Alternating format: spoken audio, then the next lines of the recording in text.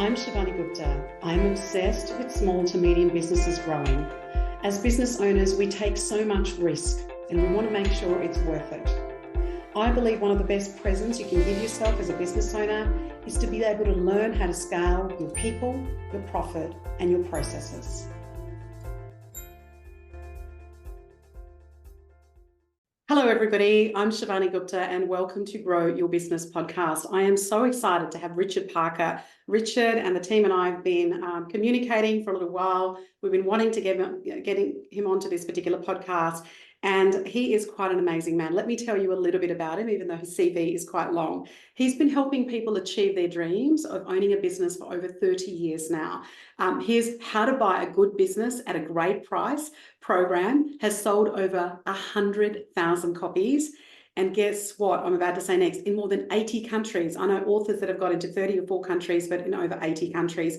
He's also a partner with Ray Dalio and the Dalio Family Office for 4 years, an investment firm that was set up for Richard to mentor one of Ray's sons in the art of buying businesses.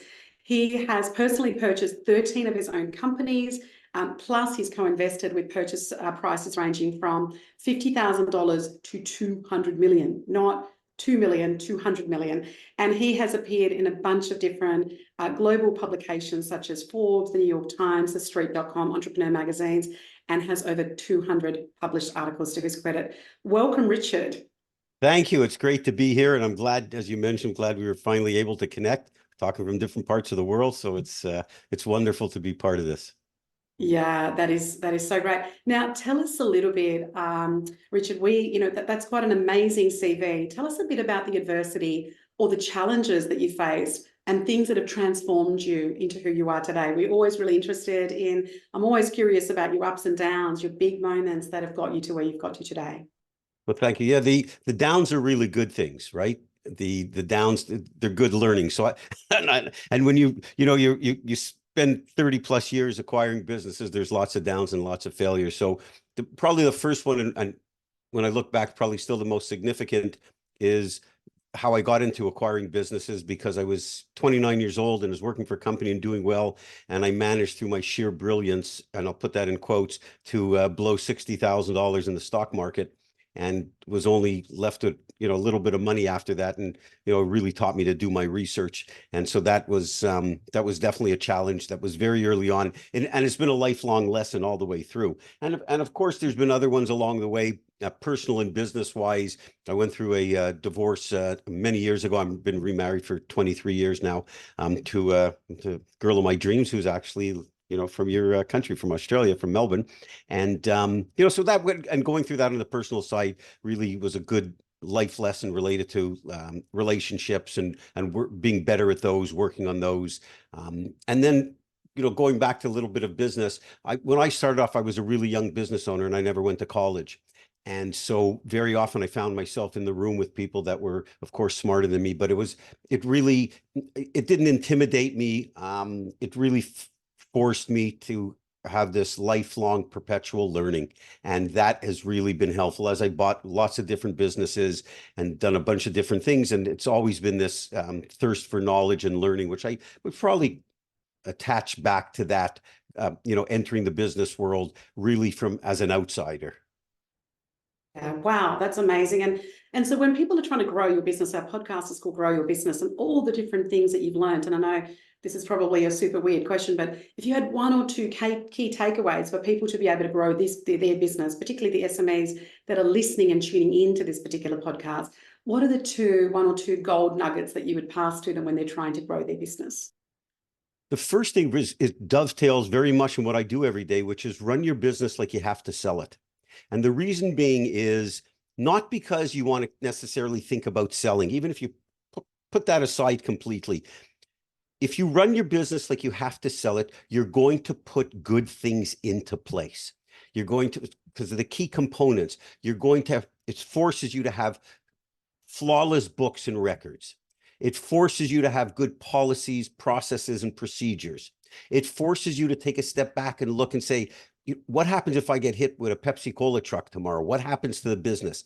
And so it really forces you to do things immediately that are going to pay dividends quite soon, And also, if the day eventually comes that you want to exit, of course, you're going to reap the benefits of that as well. But if you take this approach of, if someone walks in tomorrow and wants to buy this business, is this in a position to sell? And if you could say, you probably, my guess is 95% of business owners will say no if they really take a deep dive. So if you put those things into place, those three key things, that's really, really going to help your business, and quickly. You'll make much better decisions. And the second thing is, what's proven to be successful for me repeatedly, is empower the people that you're around.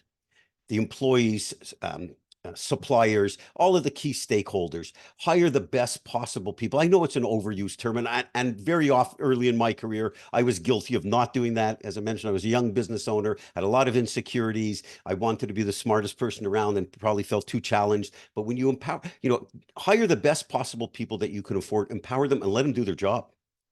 And don't micromanage. If you have to oversee them, chances are either you're wrong or they're wrong. Amazing. That's such good gold nuggets. Set it up as if you're going to sell it, get your bookkeeping right, get your people right and empowered, etc. Amazing. Now, when challenges come your way, and they come to us all the time, you just shared us, about being an early business owner, young business owner, you talked about going through a divorce, but other challenges that come their way, people deal with them differently, Richard. So some people have a process, some people do, this particular, way of dealing with it, they go away in the forest. What do you do? Like when challenges come your way, what's your process or ritual or methodology when they're coming at you hard and fast?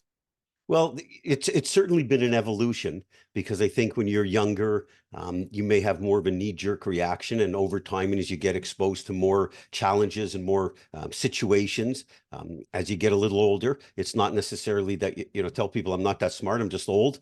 And so when you learn things as you go on in life, so there's a couple of things that I now presently, how I deal with them is certainly one part is the uncertainty of the challenge.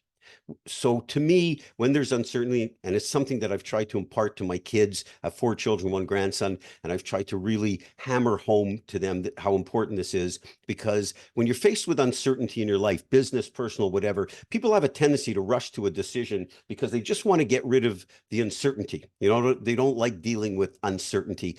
And it's the complete opposite way of how you're supposed to do things, I believe, because the best way is when you're dealing with something of uncertainty, the first thing is to determine how long you have to respond. It's entirely different if your house is on fire and you're the only person with water, you got to move. But if it's a business situation where clients, the potential exists to lose a client or whatever, you don't have to have a knee-jerk reaction and come out throwing left hooks and right crosses like the picture of Muhammad Ali behind you that we talked about earlier. So first understand how long you have to deal with the problem. The next thing is I like to take a real deep dive into what I'm dealing with and really understand the problem. Not analysis to paralysis by any means, but really get to the root cause and what the problem is. And the third thing is, which is a little bit of a contradiction to the second point, but it's very important that people learn to compartmentalize. And this is especially important in business.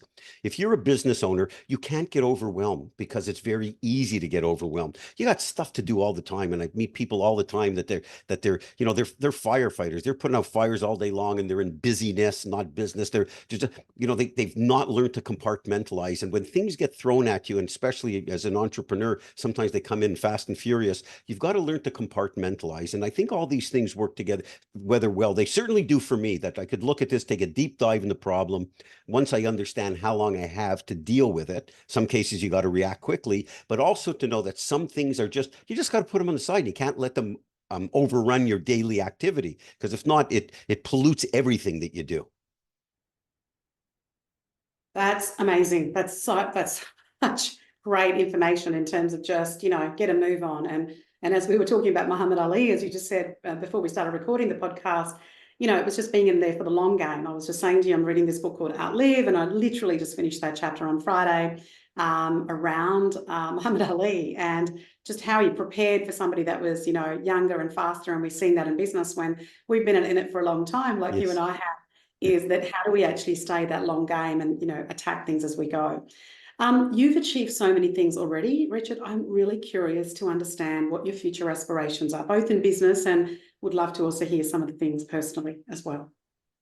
Well, on the personal side, we'll talk first because that's much more important to me. Is making sure I spend as much time as I can with family. I'm a new grandfather as of this point, so that's nice. That's a whole different world. It's like Congratulations. it. Thank you. It's the ultimate rental. I got to tell you, it's just unbelievable. It's so terrific. It's so terrific. It's like love times two, but it's just great, right? You get all that crazy fun and love, and then it's okay. Go ahead, you take him home. He's getting a little crazy now, so that's nice. And so certainly with family and friends, I've been friends with the same group of people. I've met plenty of people over the years, but I've been friends with the same group of guys some of them since I'm 7, 8 years old. So trying to we're all getting a little older, so it's important to stay in good contact and see each other frequently. So definitely family and friends certainly at the top of the list. And I'd like to do a little more from charity work than I've done in the past. And so that's really important. And I think on the business side, I've been in the helping business for a long, long time. I've had a great career, and the financial rewards have been wonderful. And the course and the being able to help people in so many countries. I mean, the genesis for all of that for me was just helping. I never thought it was going to turn into a business. I appreciate you mentioning the number of courses that we sold, but I never thought it was going to turn into a business. I mean, I just, I really wanted to help some people and leave a mark. And so want to be able to really expand upon that. And that's why I've done a lot, been in the past when I've been asked to do podcasts or what have you, I've steadfastly refused because I'm not a social media guy. I've always fly, below the radar and I, a little bit of old school. I'm not a hype sales scam artist, get rich quick type of guy. I'm not like that at all. And so I've always laid low, but I think it's my obligation over the course of the next 10, 15, 20 years to really spread the word about how people can get into entrepreneurship, because the people that we've been able to help, it's been phenomenal stories. So I'd like to really put that into turbo for the next little while. Amazing. I love the word obligation that you use. It's almost like your legacy or the piece that you're here to do to pass that knowledge and that information on. That's beautiful. Thank you. Now you talked a bit about, helping people who are just not mentally well or just so stressed out all the time. You and I've both there. So share with us some of the things that you do. I mean, obviously you talked about lifelong friendships and family. Tell us about some of the other things that you do, Richard, in terms of your mental wellness. Do you have any rituals, whether they're daily, weekly, yearly? Tell us a little bit about how you manage your energy, your mental wellness. I don't get too stressed. I've maybe to my own detriment. The big crazy things don't get me nuts because I know I've got to deal with them. Sometimes and gotten better over the years with the little stuff. Used to be more irritating, used to cause me more heartburn. But the big stuff, I've always been pretty good at that. But over the years, one thing that I do now, and I have for the last 7 years, is I meditate every day. My cherished friend, and who you mentioned earlier, and cherished, dad of one of my, someone who was so important to me in my life, Ray Dalio. He actually introduced me to meditation, and so I meditate every day. That's been a game changer. I mean, real game changer. I mean, and to sort of put it into perspective, like it's given me this ability when something happens, the inclination is not to throw a punch. It's like it gets absorbed and processed in a much better way. So I meditate every day at 1 o'clock. I use TM, and they talk about meditating twice a day. I'm too energetic. I get up in the morning, and like the best time is to meditate is first thing in the morning. I get up, I'm ready to rock and roll. Like my feet are going like already like this before I hit the floor. So I do it every day at 1 o'clock.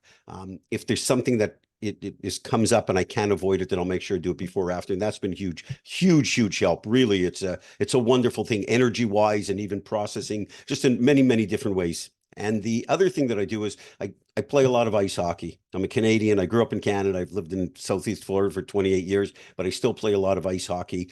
I can't go to the gym. I'm bored out of my mind. I bought every piece of equipment possibly we've had over the years to try in the house, and my wife is in great shape. We've had a number of apparatus in the house. I can't do any of those. So I still play ice hockey. That for me is a huge relief. I mean, it's surreal. Everything goes away from the time I get there early. I stay there late. We play a pretty competitive game for a bunch of old guys. And so between those two, those really allow me to take care of myself from a mental aspect. That's beautiful. And Richard, there will be people listening going, I want to learn how to buy businesses at the right price. I want to know more about this guy. I want to know what he's doing. What's the best platforms for people to find you? Where should they follow you? What can they go to, whether it's your website or a couple of platforms? Mention those so that we can also put that at the bottom of the podcast when we release it, but we'd love to hear where they find you best. Well, great. Thank you. I appreciate it. So the easiest way to find me is richardparker.com. And we've designed that whole website to be an information portal where anybody wanting to learn about the process of buying a business, there's free articles, free reports. You can get lost in there pretty good. There's a lot of articles in there completely separate apart from the 200 plus that I've written. So that's very helpful. And again, that's richardparker.com. And even the course that we talk about is available through that website as well. All the LinkedIn, I'm on LinkedIn. I wasn't a big social media guy till not long ago. We talked about it recently, but Facebook, Instagram, and YouTube, it's all Richard Parker Diomo. You could find my smiling, good-looking face there, front and center. So we try to produce some real good content that's helpful to people. That's not over the top. That people can learn it in a short period of time. Get some real good nuggets. So that's the way to find me. That is awesome. And for those of you that are listening and not watching the YouTube, Richard, in fact, is the very smiley guy. Like we've been smiling and laughing the whole time as by, being able to host that. Richard, I'd love to talk to you a little bit more when we stop recording in a minute, but thank you for being on. Thank you for sharing so much wisdom condensed into our 20 plus minutes that we do on this podcast. Really appreciate you. Thank you. I appreciate you having me. I love the way you get right to the points. This was really interesting conversation. So thanks again.